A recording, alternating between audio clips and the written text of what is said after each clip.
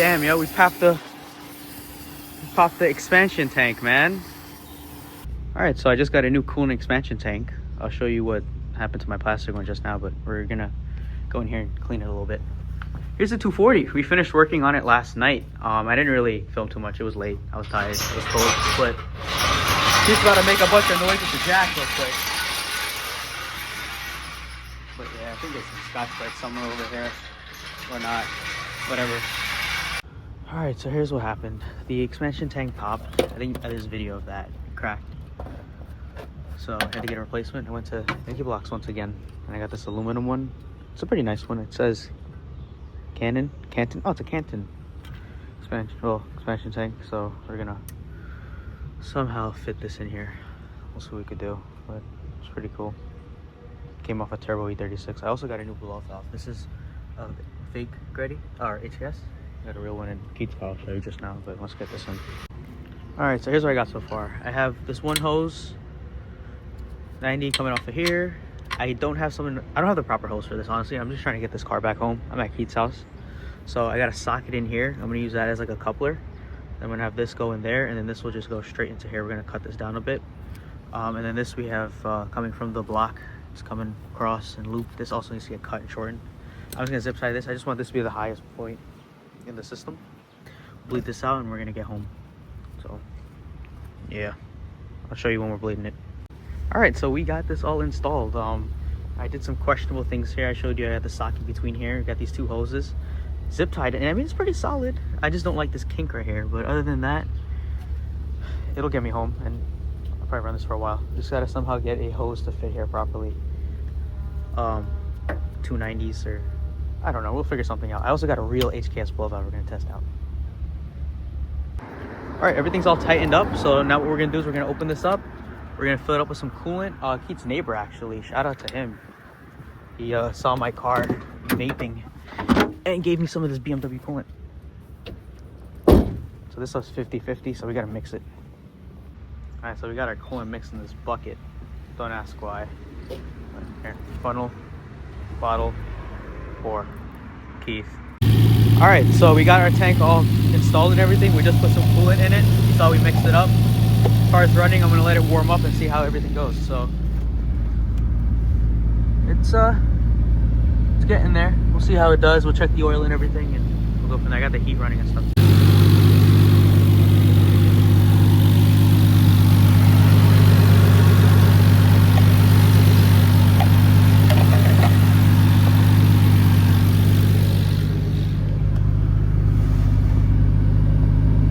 So I also got this blow valve from Nicky Blocks. It's a pink or red HKS super sequential versus the one I have, it's a blue.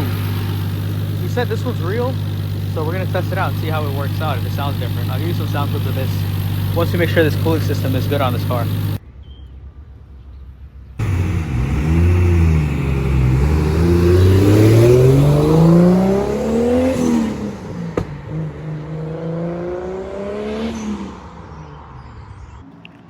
Alright, so I got me an eBay HKS super sequential blow valve. Cheapest one on eBay was like 50 bucks. So we're gonna throw this on the car, see how we like the sound. Right now I'm running no weight blow valve.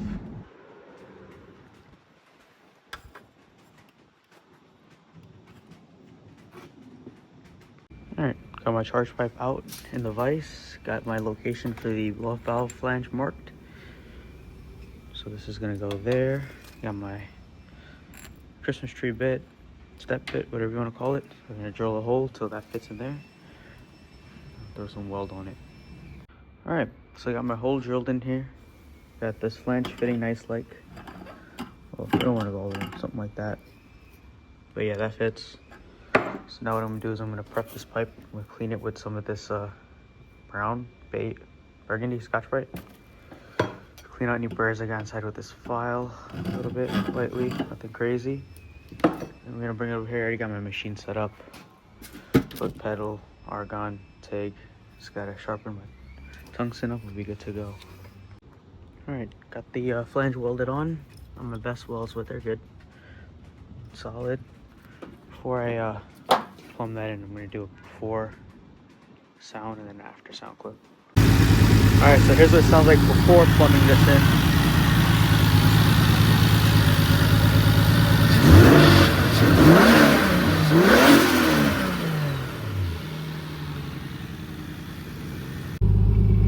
Alright, another day, another problem in the E36 world. So right now, I don't know if you can tell, but I have some zip ties holding my shifter together. This shit fell apart. Now my entire center console is ripped apart and everywhere. Yeah, so last night when I took this car out, I did a pull down my street and my flipping shifter broke. So right now I got this zip tie holding it together. Literally, they made this in a two-piece design where this bottom part sleeves into here, and for some reason this set screw stopped catching on it. So this just literally fell out.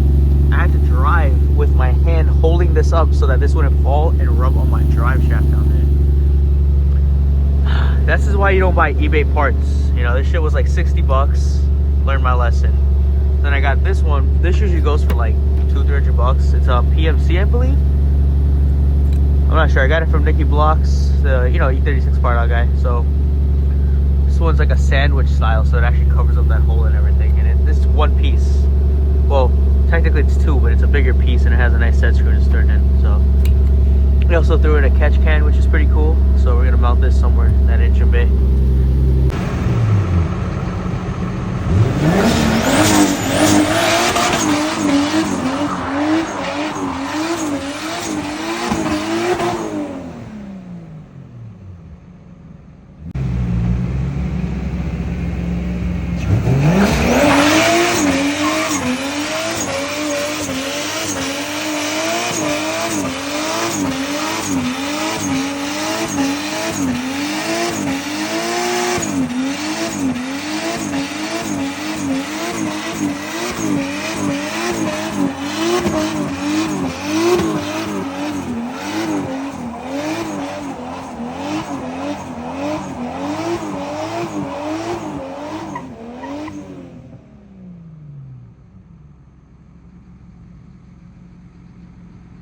Cool, so we got ourselves a new shifter.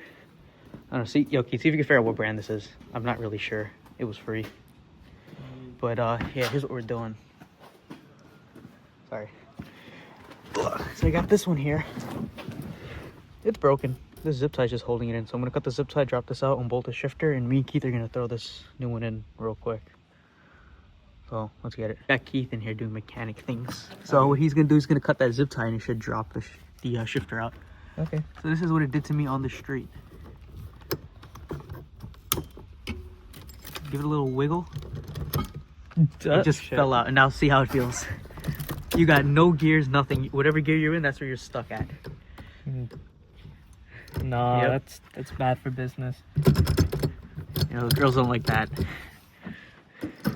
No. Alright, so we're gonna unbolt this and we should be good to go. The ratchet, and he's gonna take out these 4 14 mils that hold it in. You have to break it loose like a normal wrench. Okay. Hold it on. And now try. Alright. It's gonna be spinning the nut on the bottom. So they're all gonna do the same thing. I gotcha. But yeah, break them loose. I'm gonna go under there with a ratchet, and I got the other. Alright, so I'm under the car here with my ratchet. I don't know if you can see those nuts up there, but yeah, Keith's on the other end of that. I'm gonna, doing this one-handed is not as easy as you'd hope. Alright, go ahead, Keith. Give her hell. Alright, that's one. Alright, so bolts are out. So now this. Get that bolt out, Keith? Alright, so this new shifter uses like a sandwich plate thing. So I got Keith up here with, well, I'm going to go in the bottom with this. He has these up here and the shifter. So this is pretty much going to go something like this into the hole. We're going to obviously move the wires and stuff, but yeah. I also need to pop out this old thing real quick, so that'll be easy. I'll do that real fast. So yeah, we got the shifter in. It fits really well in this thing. It centers, but what I don't like about this design is it literally bolts onto the thinnest piece of the chassis. And I had to drill these holes here before for my other shifter, so it's not as strong as it should be. We're gonna just take it easy with the shifter for now, and in the future I'll make some big square plates with a circle and we'll reinforce this. But for now, I'm gonna set this in here. I'm gonna go underneath and put in this pin and clip, and then Keith is gonna let me get that, and then Keith is gonna send the Allen screws through, and we'll be good to go. All right, so shifter is bolted in the car and all tight. We're just missing 2 bolts, but we're gonna go cut up some hardware and make that work. But bop bop bop Bop. I say that's pretty good. Reverse. Fifth gear lean for days, but I mean that's just the transmission that's sloppy at this point. Whatever. Does Keith approve? It's alright. You think you're better than me? No. This guy. Alright, but yeah, so we're just gonna put this back together and story done. Got the new shifter in the car. We're gonna test it out right now. We'll do a little 1-2 over here.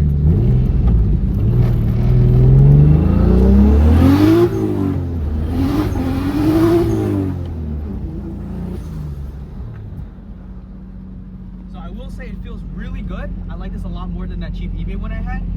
Once we throw the boot and everything back in, it's gonna get a lot quieter. It's gonna feel good. But honestly, it shifts really good, nice and tight. There's a decent amount of slop in the gears, but I think that's just my transmission. Need to change out the detent and the springs and stuff. But all in all, I'm really happy with this shifter. It feels really good. I am noticing some vibration or like a wheel hop coming from the rear end. I'm gonna try stiffening my shocks all the way and see if that makes a difference.